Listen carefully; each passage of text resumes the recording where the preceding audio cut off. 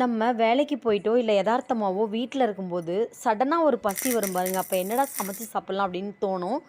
அந்த டைம்ல ஞாபகம் வரது தான் இந்த சாம்பார் சாதம். இந்த சாம்பார் சாதம் தான் எனக்கு இன்னைக்கு ஞாபகம் வந்தது. அதனால நான் இன்னைக்கு சாம்பார் சாதம் தான் செய்றேன்.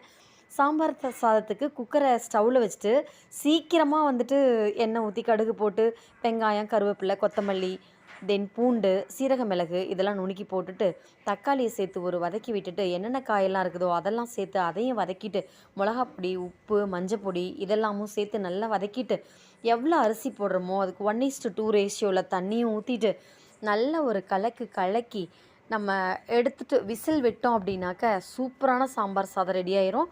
நமக்கு சீக்கிரமா பசியும் அடங்கிரும். இது ஹெல்த்தியான ஒரு ஃபுட்டும் கூட.